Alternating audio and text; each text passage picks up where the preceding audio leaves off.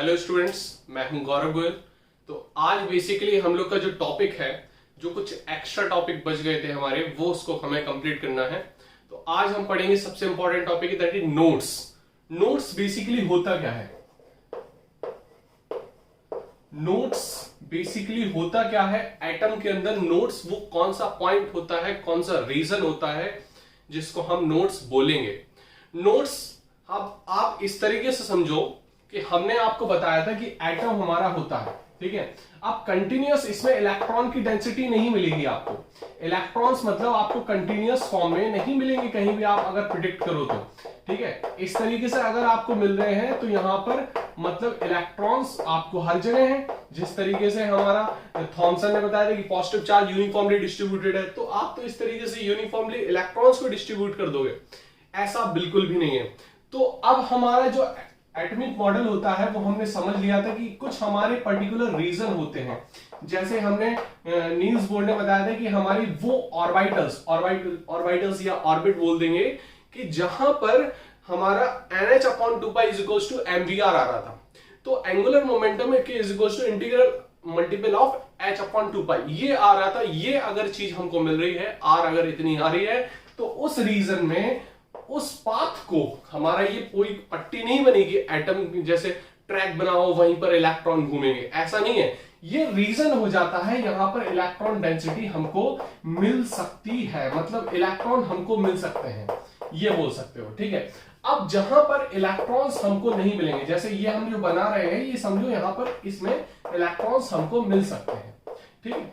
अब जहां पर हमको इलेक्ट्रॉन्स नहीं मिलेंगे वहां पर उस एरिया को या उस पॉइंट को हम क्या बोल देंगे? उस पॉइंट को हम बोल देंगे नोड्स। क्या बोल देंगे? नोड्स।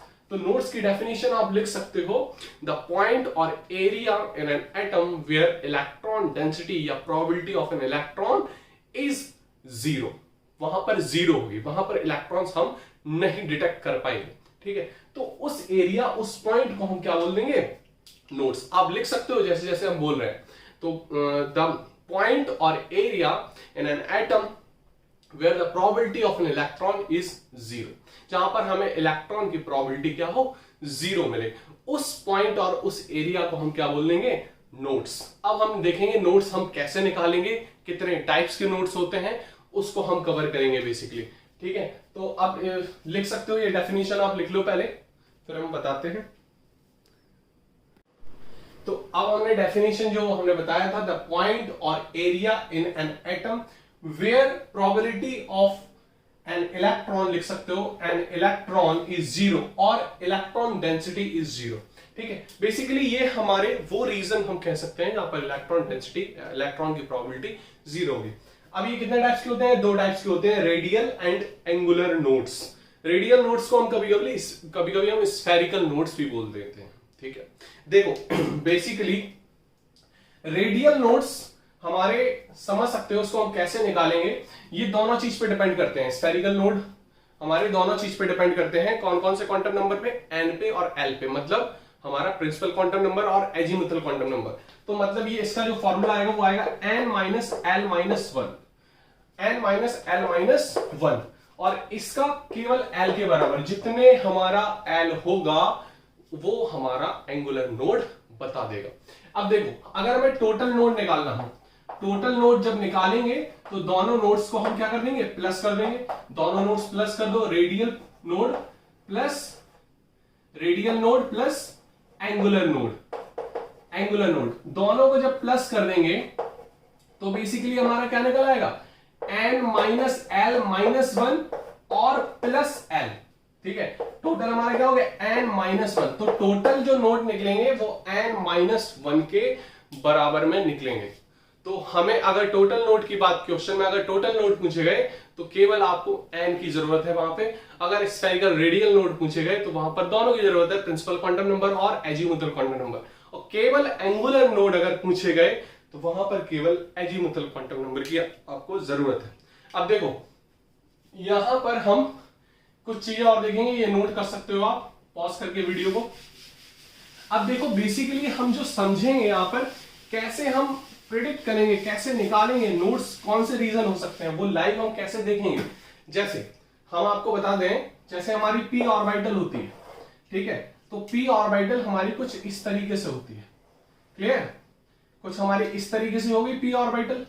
अब हम अगर यहां पर देखो, यहां पर ये जो ऑर्बिटल बता रहे हैं, ये बेसिकली क्या बता रहा है, यहां पर वो रीजन है जहां पर इलेक्ट्रॉन्स हमको मिल सकते हैं, ये वो रीजन है जहां पर प्रोबेबिलिटी ऑफ इलेक्ट्रॉन है यहां पर, ठीक है। लेकिन यहां के बीच में अगर हम यहां पे प्लेन डालें, ठीक है, तो प्लेन डालेंगे तो यहां पर हमको नहीं मिलेगा, इस प्लेन में, इस पॉइंट के प्लेन में हमें इधर पे नहीं मिल रहा। अगर हम एक्स एक्सिस, इसको एक्स एक्सिस मान ले रहे हैं, तो ये प्लस एक्सिस की तरफ जाएंगे तो हमको इलेक्ट्रॉन्स मिल सकते हैं, माइनस एक्स की तरफ जाएंगे तो हमें मिल सकते हैं, लेकिन वाई और जेड में, वाई में जाएंगे या जेड में जाएंगे तो हमको नहीं मिलेंगे, मतलब वाई जेड प्लेन में हमको नहीं मिलेंगे। तो यहां पर इस तरीके से हम समझ सकते हैं। तो इसी तरीके से हम p की कोई भी ऑर्बिटल में देख लेंगे, वाई एक्सिस और जेड एक्सिस। बेसिकली ये जो प्लेन हमने डाला, यहां पर इलेक्ट्रॉन डेंसिटी यहां पर कम है, हमने प्लेन डाला, तो इस प्लेन को हम बेसिकली बोल देते हैं नोडल प्लेन। क्या बोल देंगे, नोडल प्लेन। नोडल का मतलब बस समझ लो कि यहां पर इलेक्ट्रॉन की प्रोबेबिलिटी 0 है। अब यहां पर हमने प्लेन डाल दिया तो वो नोडल प्लेन कहलाने लगेगा। यहीं पर अगर हमने डी ऑर्बिटल में बनाया, ठीक है, अगर ये एक्सियल ऑर्बिटल हमने बनाई, डी की हमारी दो टाइप की ऑर्बिटल है, हमने आपको बताया था। अगर हमने इसमें एक्सियल बनाई तो एक्सियल में ये एक्स और वाई एक्सिस के बीच में हमारी बन रही है, तो यहां पर जो ये लोब्स आ गई हैं, यहां पर ये लोब्स बता रही है, यहां पर इलेक्ट्रॉन डेंसिटी है, इन लोब्स के अंदर आपको इलेक्ट्रॉन्स मिल सकते हैं। लेकिन अगर यहां पर अगर हमने प्लेन डाल दिया, ठीक है, प्लेन डाल दिया, तो यहां पर हमें नहीं मिलेगा, ये जो प्लेन है यहां पर हमें नहीं मिलेगी। इस तरीके से हम समझ सकते हैं, यहां पर हमने ये प्लेन डाल दिया तो हमको यहां पर नहीं मिलेंगे इलेक्ट्रॉन्स। क्लियर हो रही बात की नहीं? तो ये हमारे नोडल प्लेन कहलाएंगे। क्या कहलाएंगे? Nodal plane. अगर हमने ये तो एक्सियल हो गई, हम नॉन एक्सियल में डाल देंगे तो नॉन एक्सियल में भी आप इसी तरीके से प्लेन बना सकते हो, तो वो नोडल प्लेन्स कहलाते हैं। नोडल प्लेन की डेफिनेशन क्या बोलोगे? अ प्लेन बिटवीन ऑर्बिटल्स बोल सकते हो, प्लेन बिटवीन ऑर्बिटल्स, और plane in an atom where an imaginary plane, कोई ये प्लेन बना नहीं होता, हम इसको बनाते हैं, एज्यूम करते हैं, तो an imaginary plane in an atom of an orbital where electron probability, the finding of electron probability is 0 और इलेक्ट्रॉन डेंसिटी इज 0, तो वो नोडल प्लेन हो जाएगा। बस हमने जो एरिया कवर किया वो प्लेन कवर किया, मतलब 2D, तो वहां पर हम उसको नोडल प्लेन बोल देंगे। क्लियर हो रही बात की नहीं? तो ये हमारे नोडल प्लेन कहलाते हैं। इसको नोट कर सकते हो, फिगर भी बना सकते हो, जल्दी करो थोड़ा, और टोटल नोड आप लिख सकते हो। उसकी कुछ क्वेश्चंस हम और देख लेते हैं। देखो यहां पर क्वेश्चंस कैसे आ सकते हैं, आपसे ये पूछा जा सकता है कि आप बताइए 2p में कितने नोड होंगे, ठीक है, कितने नोड। यहां पर नोड पूछा गया तो टोटल नोड ही समझना हो, तो 2p में कितने नोड होंगे, टोटल नोड, तो टोटल नोड कितने हो गए, n-1 आप बताते हो, यहां पर टोटल नोड आप निकाल लोगे, total node is equals to n-1, तो n यहां पर क्या है, 2 है, तो आपको कितना मिल जाएगा, टोटल नोड 1। अगर यहीं पर अगर आपसे पूछ लिया गया कि एंगुलर नोड बताओ यहीं पर, तो एंगुलर नोड कैसे निकालोगे आप, एंगुलर नोड कैसे निकालोगे, L के बराबर, तो L यहां पर क्या है, P के लिए 1 होता है, आपको पता है, S के लिए 0, P के लिए 1, और D के लिए 2, F के लिए 3, तो यहां पर कितना हो जाएगा, एंगुलर नोड 1। अगर तुमसे पूछा जाए कितना रेडियल नोड बताइए इसके, तो रेडियल नोड क्या होगा, n-l-1, n-l-1, तो n की वैल्यू कितनी है, 2, 1 और 1, टोटल कितना होगा, 0। तो यहां पर रेडियल नोड 0 निकलेंगे। समझ में आ रही है आपको बात? यहां पर रेडियल नोड कितने निकलेंगे, 0।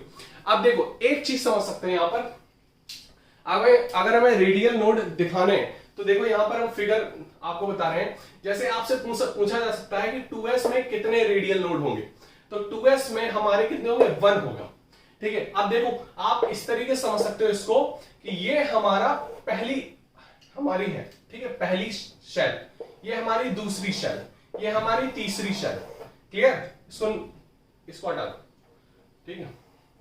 तो ये हमारी पहली शेल है, दूसरी शेल है, तीसरी शेल है, ठीक है। अब देखो पहली शेल ये हमारी 1s है, ठीक है, 2s है, हमने मान लिया इसमें 3s होगी, बिल्कुल पहली शेल में 1s होता है, दूसरी शेल में 2s भी हो जाएगा, तीसरी शेल में 3s भी हो जाएगा।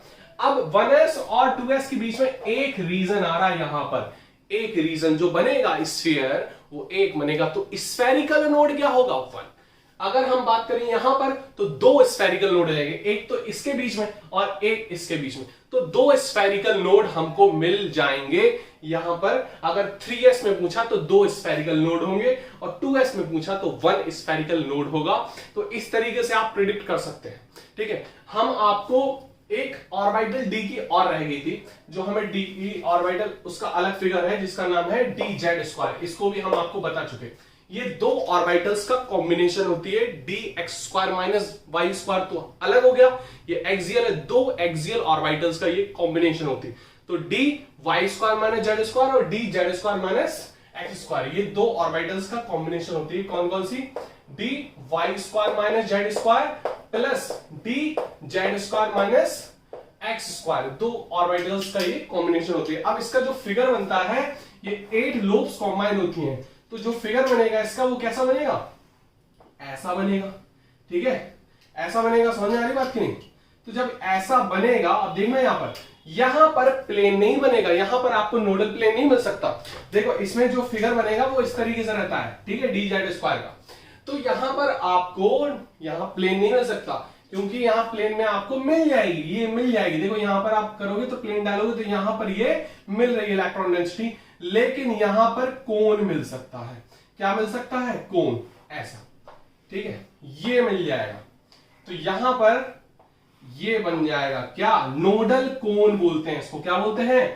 नोडल कोन। ये बेसिकली थोड़ा सा 12th क्लास में नहीं है, लेकिन थोड़ा सा ऊपर की चीजें हैं, हल्की सी ऊपर की चीजें हैं। तो ये नोडल कोन हो जाता है, मतलब फिगर, मतलब मान लो जहां पर इलेक्ट्रॉन प्रोबेबिलिटी 0 हो, यहां पर इलेक्ट्रॉन डेंसिटी 0 हो, तो वो चाहे नोडल कोन हो, नोडल प्लेन हो, नोडल स्फीयर हो, कुछ भी हो, तो वो इस हिसाब से हम उसको नाम दे देंगे फिगर के हिसाब से। नोडल का मतलब होता है वेयर इलेक्ट्रॉन डेंसिटी इज 0। इस तरीके से हम चीजें को यहां पर समझेंगे। क्लियर हो रही बात की नहीं? तो हम कुछ क्वेश्चंस और देख लेते हैं, एक दो, इसको आप नोट करना हो, फिगर बना सकते हो। इसको हम इसको हटा देते हैं। देखो यहां पर देख लेते हैं, देखो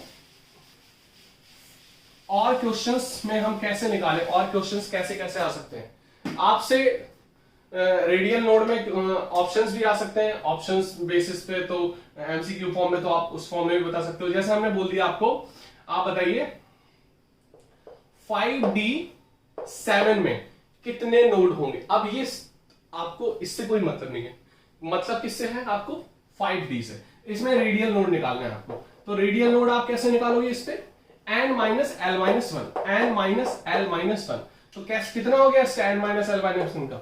n यहां पर कितना है? 5, l यहां पर कितना है? 2 होता है d के लिए, और 1, तो टोटल यहां पर कितने निकल गए? 2 रेडियल नोड यहां पर हमको मिल गए। समझ में आ रही बात की नहीं? तो इस तरीके से हम क्वेश्चंस को कर सकते हैं, देख लेना, एनसीईआरटी में आपको मिल जाएंगे क्वेश्चंस, तो ठीक है, वरना हम कुछ क्वेश्चंस आपको शेयर कर देंगे। इसको नोट कर सकते हो, आप फिगर भी बना सकते हो, कर लो अच्छे से। देखो कुछ क्वेश्चंस और देखते हैं यहां पर कैसे हम नोट्स निकालें। हमें केवल नोट्स के लिए दो चीजें इंपॉर्टेंट है, that is n principal quantum number and azimuthal quantum number. अब हम कैसे कैसे निकालें दोनों को। अगर हमने यहां पर क्वेश्चन दिया how to calculate radial nodes and angular nodes, तो आपको हमने बताया था रेडियल नोड के लिए फॉर्मूला होता है, केवल फॉर्मूला आपको याद रखना है, रेडियल नोड के लिए होता है n माइनस l माइनस 1, ठीक है। एंगुलर नोड हमारा केवल l के बराबर होता है, एंगुलर नोड, ठीक है। एंगुलर नोड किसके बराबर होता है? केवल small l, that is azimuthal quantum number. अगर हम यहां पर बात करें टोटल नोड की, तो टोटल नोड हमारे क्या हो जाएंगे? दोनों को प्लस कर दो, angular node and radial node, दोनों को क्या कर दो? प्लस कर दो, दोनों को प्लस कर देंगे, n minus l minus 1, minus का l प्लस का l कैंसिल आउट, टोटल बन जाएगा n माइनस 1। क्लियर हो रही बात कि नहीं? n माइनस 1 हमारा आ जाएगा। अब देखो हम कैसे निकालें इन क्वेश्चंस को, हम कैसे निकालें। देखो यहां पर n हमारी ये प्रिंसिपल क्वांटम नंबर है, मतलब हमारी शेल्स को बताता है। क्या बता रहा है? शेल्स को। अब हम कैसे निकालें इसको? देखो 3d7 की बात कर रहा हूं मैं, 7 से कोई लेना देना नहीं है, हमें n और l पे ध्यान देना है। तो अगर हम 3d की बात करें तो 3d में एंगुलर नोड क्या कितना आ जाएगा? रेडियल नोड निकालते हैं पहले। रेडियल नोड कितना हो जाएगा, सीधे सीधे आपको रखना है, तो n की वैल्यू यहां पर 3 है, ठीक है, क्या हो जाएगा 3। d की वैल्यू क्या होती है, हमने आपको बताया d की वैल्यू 2 होती है, ये सारी वैल्यू लिखी है, तो 3 - 2 - 1 कितना हो गया 0। एंगुलर रेडियल नोड हमारा क्या हो गया 0 हो गया। क्लियर हो रही बात की नहीं, समझ में आ रही बात। अब अगर हम बात करें यहीं पर एंगुलर नोड निकालो, तो एंगुलर नोड कितना निकल आएगा यहां पर, एंगुलर नोड d के बराबर हो जाएगा, कितना हो जाएगा 2। ये हो गया हमारा एंगुलर नोड, कितना हो गया एंगुलर नोड। अगर हम टोटल नोड की बात करें, टोटल नोड क्या हो जाएगा n-1, तो n-1 मतलब 3 - 1 इज इक्वल्स टू 2, तो टोटल नोड हमारा क्या हो गया 2। क्लियर हो रही बात की नहीं, सिंपल सीधे सीधे जोड़ सकते हो। अगर एंगुलर रेडियल दोनों पता है तो 2 ही आएगा हमारा, क्योंकि रेडियल यहां पर 0 है। इसी तरीके से हम किसी का भी निकाल सकते हैं, हम 6d का ले लें, तो 6d में हमारा क्या हो जाएगा, 6d का ले लो, तो 6d में हमारा रेडियल नोड की बात करें तो रेडियल नोड कितना हो जाएगा 6 - 2 - 1, तो कितना हो गया 3 बचा हमारा, कितना बचा 3। ध्यान से देखना यहां पर चीजें, 6d में हमारा कितना हो गया रेडियल नोड, n की वैल्यू 6, d की वैल्यू कितनी होगी 2, यहां पर 1, तो 6 - 2 - 1 3 हमारा रेडियल नोड हो गया, कितना हो गया 3 रेडियल नोड। क्लियर हो रही बात की नहीं। अब अगर बात करें एंगुलर नोड की, तो d के बराबर हो जाएगा, कितना हो जाएगा 2, कितना हो जाएगा एंगुलर नोड। क्लियर हो रही बात की नहीं, समझ में आ रही होगी बात।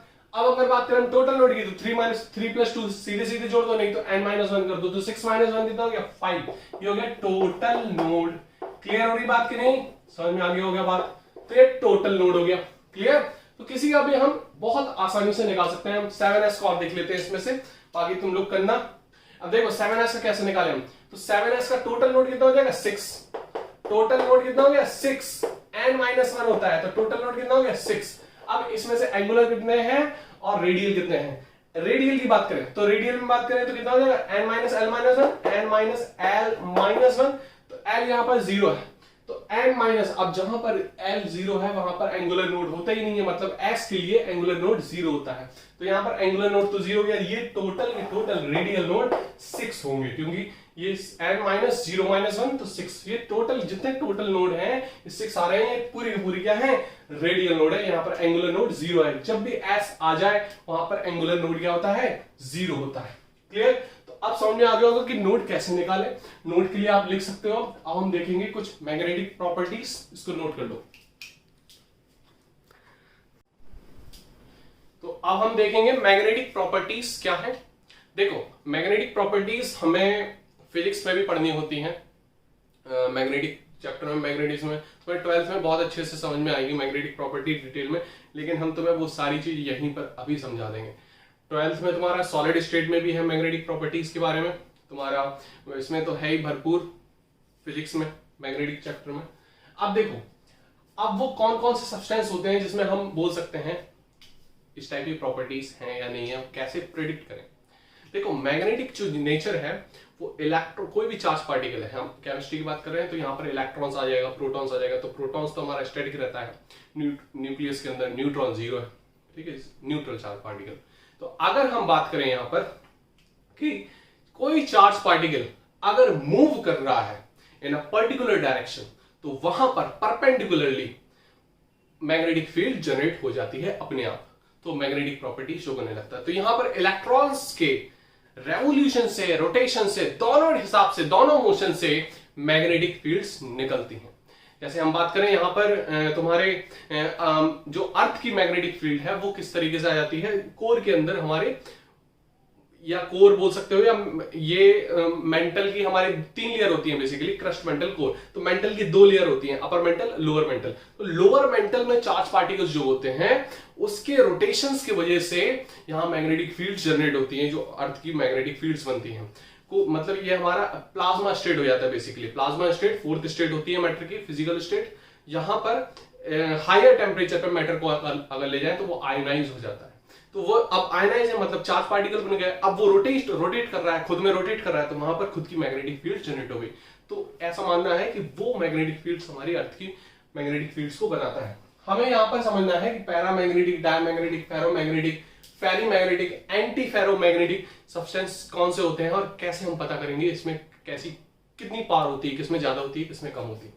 देखो हम बोल सकते हैं जैसे स्टूडेंट्स जो होते हैं बिल्कुल गधे होते हैं, बिल्कुल गधे मतलब ये बोल सकते हो बिल्कुल नहीं आ रहा, मंदबुद्धि, दरवाजा बंद है, आप कुछ भी फेंको हमें कुछ समझ नहीं आ रहा, दैट इज डायमैग्नेटिक। मतलब मैग्नेटिक प्रॉपर्टी मैग्नेटिक रेंज में ले जाओ, वहां पर कुछ इंडक्शन नहीं होगा, कुछ प्रभाव नहीं पड़ेगा वहां पर मैग्नेटिक फील्ड्स का, वो होते हैं हमारे डायमैग्नेटिक सब्सटेंस। मतलब अलार्म लगा दो, वो सोना ही है, उनको कितनी भी ढोल नगाड़े बजा दो, उनको नहीं खुलना, वहां पर वो डायमैग्नेटिक हो जाते हैं, मतलब उनका कोई प्रभाव नहीं पड़ता। पैरामैग्नेटिक आलसी होते हैं, मतलब इंड्यूस्ड हो जाते हैं, नॉट स्ट्रांगली, नॉट स्ट्रांगली। फेरोमैग्नेटिक्स जन्म सिद्ध, मतलब टॉपर होते हैं ये मैग्नेटिक फील्ड्स होती हैं, ये ओरिजिनल मैग्नेटिक फील्ड्स निकालते हैं, ये ओरिजिनल मैग्नेटिक्स भी बोल सकते हैं उनको, ठीक है। तो फेरोमैग्नेटिक स्ट्रॉन्ग मैग्नेटिक फील्ड्स में आ जाता है, ठीक है। फेरी और एंटी फेरो अभी समझाते हैं सारी चीजें। देखो फेरो और फेरी एंटी फेरो को हम इस तरीके से समझ सकते हैं, ये इनके डोमेन होते हैं। डोमेन क्या होते हैं, एक रेंज होता है, जैसे हमने बना दिया एरिया, ठीक है, एरिया बना दिया, अब इस टाइप का एरिया बना दिया, और यहां पर इलेक्ट्रॉन्स हैं, यहां पर चार्ज पार्टिकल्स हैं। तो चार्ज पार्टिकल्स अगर सभी एक ही तरफ एक ही डायरेक्शन में अलाइंड एक ही टाइप का मोशन कर रहे हैं, समझ में आ रही बात की नहीं, तो वो हमारे हो जाते हैं फेरो, वो हमारे हो जाते हैं फेरोमैग्नेटिक। डोमेन हम एक एरिया पर्टिकुलर मान लेते हैं, तो ये हो जाते हैं हमारे फेरो। अगर हम फेरी की बात करें, फेरी की बात करें, ठीक है, फेरी में देखना कैसा होता है, फेरी में दो ऊपर तो एक नीचे, दो ऊपर तो एक नीचे, मतलब थोड़ा ऊपर और थोड़ा नीचे रहते हैं ये लोग, मतलब कैंसिल आउट इनका होता है कंप्लीटली, ये नहीं होते हैं स्ट्रांगली। समझ में आ रही बात की नहीं? तो इस तरीके से ये कम वीक होते हैं, ये कम स्ट्रांग होते हैं फेरो के कंपेयर में, ठीक है, फेरो के कंपेयर में ये कम स्ट्रांग होते हैं फेरी। अगर एंटी फेरो की बात करें तो ये कंप्लीटली कैंसिल आउट कर देते हैं, मतलब एक ऊपर तो एक नीचे, मतलब इनका रोटेशन से कंप्लीटली कैंसिल आउट हो गया, तो ये हमारे क्या हो जाते हैं, नॉट अट्रैक्टेड टाइप बोल सकते हो। समझ में आ रही बात की नहीं, ये कैंसिल आउट हो जाते हैं, ठीक है। तो ये होते हैं हमारे एंटी फेरो। समझ में आ रही बात की नहीं, यहां पर कोई प्रभाव नहीं, यहां पर प्रभाव पड़ सकता है, यहां पर कोई प्रभाव नहीं, ये नेचुरली बता रहे हैं, नेचुरली किस किस फॉर्म में हमारे मिलते हैं।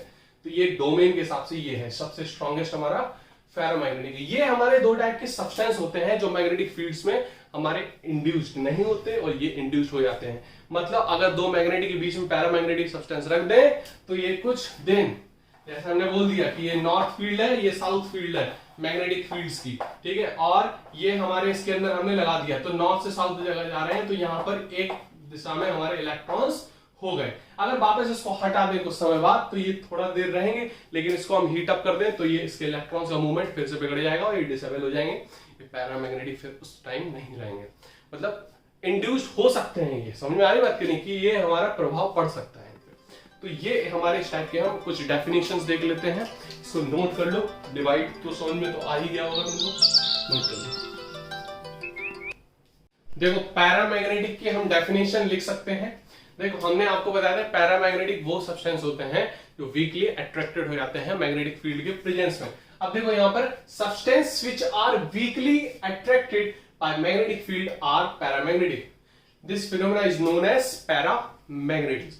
क्लियर हो रही बात की नहीं? अब देखो देयर मैग्नेटिक नेचर रिटेन, ये इसका नेचर तब तक रहेगा जब तक मैग्नेटिक फील्ड्स हैं, मतलब जब तक डंडे मार रहे हैं तब तक कोई काम हो रहा है, अगर प्रेशर नहीं लगाया वहां पर प्रेशर खत्म काम खत्म, मतलब प्रेशर पे यहां पर काम डिपेंड है। तो मतलब यहां पर their magnetic field, their magnetic nature retained in presence of field. कौन सी field? Magnetic field. Magnetic field अगर आ रही है तब तक इसका नेचर रहेगा and lose their magnetism on absence, अगर उसको मैग्नेटिक फील्ड हमने हटा दी तो वहां पर इसका मैग्नेटिक नेचर नहीं रहेगा। अब देखो हमने आपको बताया था कि जिसके जो एटम जिसके पास अनपेयर्ड इलेक्ट्रॉन है वो पैरामैग्नेटिक नेचर शो कर सकता है, ठीक है। तो यहां पर हम इस तरीके देख सकते हैं, तो लिख सकते हैं नोट करके, unpaired electrons in an atom shows paramagnetism. अब जैसे हमारा सोडियम, ठीक है, सोडियम में एक इलेक्ट्रॉन होता है फ्री, अनपेयर्ड होता है। देखो 1s2 2s2 2p6 और 3s1, तो यहां पर एक इलेक्ट्रॉन है फ्री अनपेयर्ड, तो ये हमारा पैरामैग्नेटिक शो करेगा। अगर हम बात करें नाइट्रोजन की तो नाइट्रोजन में भी देखो 1s2 2s2 और 2p3 बहुत अच्छे से 2p3 हमारा क्या होता है, तीनों अनपेयर्ड इलेक्ट्रॉन्स होते हैं p ऑर्बिटल्स में। बहुत ज्यादा पैरामैग्नेटिक नेचर शो कर सकता है। ये समझ में आ रही बात की नहीं? तो ये कुछ एग्जांपल हैं, ये एग्जांपल लिख लो। और ये हमारा होता है पैरामैग्नेटिज्म का मतलब। हमें डायमैग्नेटिज्म और फेरो और समझना है, इसको नोट कर लो। तो अगर हम डायमैग्नेटिज्म में देखें तो डायमैग्नेटिज्म हमारे कौन से सब्सटेंस होते हैं जिनमें अनपेयर्ड इलेक्ट्रॉन्स नहीं होते हैं, जिसमें हमारी स्पिन कैंसिल आउट हो जाती है, वहां पर हम डायमैग्नेटिज्म देख सकते हैं। तो जैसे हमने बात की डायमैग्नेटिज्म की डेफिनेशन क्या बताएंगे, the substance which are weakly repelled by magnetic field. यहां पर रिपल्शन थोड़ा थोड़ा देखने को मिल सकता है क्योंकि पेयर्ड है हमारे, तो जब इलेक्ट्रॉन्स आपस में एक दूसरे के पास होते हैं तो ये हमारे थोड़ा सा रिपल्शन हमें शो होने लगता है। ठीक है, तो यहां पर रिपल्शन शो होगा थोड़ा सा। दोज एटम्स और substance have lack of unpaired electrons, तो वो हमारे होंगे डायमैग्नेटिज्म शो करेंगे। एग्जांपल जैसे हीलियम, नियॉन, आर्गन, क्रिप्टन, ये तो हमारी सारी नोबल गैसेस तो हमारी होंगी डायमैग्नेटिज्म। अब जैसे मैग्नीशियम है तो 1s2 2s2 2p6 3s2 paired है, कैल्शियम में भी पेयर्ड है। तो जहां पर इलेक्ट्रॉन्स पेयर्ड होंगे ऑर्बिटल्स के अंदर, वहां पर हम बोल सकते हैं ये हमारा डायमैग्नेटिज्म शो करता है। क्लियर? तो इस तरीके से हम देख सकते हैं ये हमारे डायमैग्नेटिक सब्सटेंस होते हैं। पैरामैग्नेटिक और डायमैग्नेटिक केवल हमें अनपेयर्ड और पेयर्ड हमें बताता है, उस बेसिस पे हम पैरामैग्नेटिक और डायमैग्नेटिक देख सकते हैं एटम के अंदर। यहां पर एक कलर का कॉन्सेप्ट भी आता है, आप आगे पढ़ोगे कुछ कंपाउंड्स में, जैसे हमारे अनपेयर्ड इलेक्ट्रॉन्स होते हैं जिसमें जो पैरामैग्नेटिक होते हैं वो कलर्ड सब्सटेंस, वो कलर्ड कंपाउंड्स भी होते हैं। मतलब जो अनपेयर्ड होते हैं तो उसमें ट्रांजिशन होगा तो इलेक्ट्रॉन्स लोअर से हायर हो जाएगा, हायर से जब लोअर में आएगा तो वो एनर्जी रिलीज करेगा। एनर्जी जब रिलीज करेगा तो वो अपनी अगर विबग्यो रेंज में आ गया, अपनी विजुअल आई की रेंज में आ गया, तो उसमें से हमें कलर दिखने लगेंगे। 400 to 700 नैनोमीटर होती है अपनी आई की रेंज। ज्यादा हमको देखने लगे तो हम तो घबरा जाएंगे, ज्यादा सुनने लगे तब भी हम घबरा जाएंगे, पागल हो जाएंगे बेसिकली। तो हमारी भी एक लिमिट होती है कि हमें देखना इतना है, सुनना इतना है और कुछ नहीं। ठीक है, तो ये चीज हमें यहाँ पर प्रैक्टिकल लाइफ से थोड़ा सा हम जोड़ेंगे चीजों को तो इजीली हो जाएगा। इसको नोट कर सकते हो। देखो फेरोमैग्नेटिक सब्सटेंस को हम कैसे समझ सकते हैं। फेरोमैग्नेटिक सब्सटेंस में हमारे सबसे ज्यादा स्ट्रॉन्गेस्ट होते हैं, मतलब जो स्ट्रांगली अट्रैक्टेड हो जाते हैं मैग्नेटिक फील्ड के प्रेजेंस में। ठीक है, वो एक टाइप का बोल सकते हो, वो परमानेंट मैग्नेट भी हमारे बन सकते हैं। ठीक है, जैसे हमारा आयरन हुआ, ठीक है, तो उनको परमानेंट मतलब मैग्नेटिक फील्ड के प्रेजेंस में रखे रहो कुछ दिन तक, तो मैग्नेटिक नेचर बहुत स्ट्रांगली शो कर देते हैं। मतलब मैग्नेटिक फील्ड हटा भी दें तब भी वो मैग्नेटिक प्रॉपर्टी को शो किए रहते हैं काफी टाइम तक। जैसे उसको कैसे लिख सकते हैं, ferromagnetic substance are strongly attracted by magnetic fields and they retained their magnetic nature even when magnetic fields are removed। जब magnetic fields को हम हटा भी देंगे तब भी उसका नेचर रिटेन्ड रह सकता है। एग्जाम्पल कौन कौन से हैं, जैसे कॉपर हुआ, निकल हुआ, आयरन हुआ। तो ऐसे हमारे जो एलिमेंट्स होते हैं या ऐसे कुछ सब्सटेंस होते हैं जो स्ट्रांगली अट्रैक्टेड हो जाते हैं मैग्नेटिक फील्ड के प्रेजेंस में या मैग्नेट से, और अगर हम उसको रखे रहे काफी टाइम तक मैग्नेटिक फील्ड के प्रेजेंस में तो मैग्नेट की तरीके से बिहेव करने लगते हैं। ठीक है, तो वो हमारे सब्सटेंस हमारे कहलाते हैं ferromagnetic substance and that phenomena is known as ferromagnetism. Clear हो रही बात? तो अब हमें उसके कुछ फॉर्मूले समझने हैं। जैसे हमें मैग्नेटिक मूवमेंट निकालना है, हम कैसे निकालें मैग्नेटिक मूवमेंट। मैग्नेटिक मूवमेंट हमने आपको बताया होगा कि इट डिपेंड्स, आपके जो सिलेबस में है वो बेसिकली वो हमारा क्या है वो हमें समझना है। देखो जैसे हमें स्पिन मैग्नेटिक मूवमेंट निकालना है, क्या निकालना है, स्पिन मैग्नेटिक मूवमेंट। ये थोड़ा सा आपके 12th में नहीं है लेकिन हम आपको बता दे रहे हैं। स्पिन मैग्नेटिक मूवमेंट मतलब केवल स्पिन से आने वाला मैग्नेटिक मूवमेंट, इलेक्ट्रॉन की स्पिन से। क्योंकि इलेक्ट्रॉन्स की हमने आपको बताया था कि चार्ज का कोई भी मोशन होगा उससे मैग्नेटिक फील्ड जनरेट होगी। यहां पर इलेक्ट्रॉन्स के दो मोशन होते हैं, एक तो एटम के पार घूम रहा है वो न्यूक्लियस के आर पार, दैट इज रेवोल्यूशन, रिवॉल्व कर रहा है। एक खुद में रोटेट कर रहा है, दैट इज रोटेशन। जैसे अर्थ खुद में रोटेट करती है, 24 आवर में एक दिन हो जाता है, दैट इज कॉल्ड स्पिन, खुद की एक्सिस पे रोटेट करना। और जब रिवॉल्व कर रहा है पूरा तो इसको बोलते हैं रिवॉल्यूशन। तो रिवॉल्यूशन से अलग निकलेगा रोटेशन से। तो यहां पर हम स्पिन की बात कर रहे हैं, तो स्पिन से कैसे निकालेंगे हम, √4s s + 1, ये s हमारी होगी स्पिन, ठीक है। अब प्लस हाफ माइनस हाफ जैसे भी देख लेंगे तो उस हिसाब से हम निकालेंगे कितनी स्पिन हमारी, कितने s निकलेंगे, ठीक है। s का मतलब अब जैसे हमारी n की बात कर रहे थे, n में हमारी 4p3 होते हैं, ये हमने निकाली, तो इसका s कितना निकलेगा हमारा, हाफ हाफ हाफ, तीनों को जोड़ दो 3/2 आप रख देना। यहां पर हमारा इसका स्पिन मैग्नेटिक मूवमेंट निकल आएगा। समझ आ रही बात कि नहीं? यहां पर कितना लगेगा 3/2। आप जब 3/2 यहां पर रखोगे, जैसे P3 है तो P3 को हम इस तरीके रखेंगे, तो यहां पर 3/2 हमने रखा तो कितना देगा 4, यहां पर 3/2 और 3/2 + 1 आप निकाल लोगे, यहां पर ये 2 और ये कितना हो गया 6 √6 और ये कितना हो गया 5/2। आप आंसर ऐसे कर लोगे, ठीक है। इसको काट दो 3, रूट कितना हो गया 15। क्लियर हो रही बात कि नहीं? तो ऐसे इसकी यूनिट क्या आ जाएगी, बोर मैग्नेटन। इसकी यूनिट क्या होती, बोर मैग्नेटन।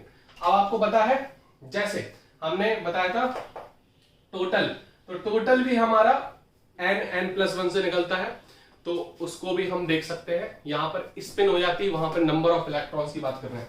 तो अगर हमें मैग्नेटिक मूवमेंट निकालना है n+1, तो यहां पर n होते हमारे फ्री इलेक्ट्रॉन्स। तो यहां पर जितने फ्री इलेक्ट्रॉन्स होंगे, n हमारे क्या होते फ्री इलेक्ट्रॉन्स, तो फ्री इलेक्ट्रॉन्स जितने होंगे, जैसे वहां पे 3 है, तो यहां पर जब आप 3 रखोगे तो 3 + 1 कितना हो गया 4, 4 3 जा कितना हो गया 4 3 जा 12, तो √12 आ जाएगा यहां पर बोर मैग्नेटन। समझ में आ रही बात की नहीं? तो ऐसे हम निकाल सकते हैं यहाँ। क्लियर? तो ये हम, अगर केवल आपको मैग्नेटिक मूवमेंट पूछे तो आप ये वाला फॉर्मूला लगाना, अगर स्पिन मैग्नेटिक मूवमेंट पूछे तो आप ये वाला फॉर्मूला लगाना। क्लियर? और भी क्वेश्चंस देख लेना। ये हमारे फ्री इलेक्ट्रॉन्स को बताता है, एस हमारा स्पिन को बताता है। क्लियर? तो इस तरीके से हम क्वेश्चंस देख सकते हैं, इसको नोट कर लो और आगे और भी क्वेश्चंस कर लेना। आपका चैप्टर कंप्लीट हो चुका है पूरा, क्वेश्चंस कंप्लीट कर लेना इसको, ठीक है।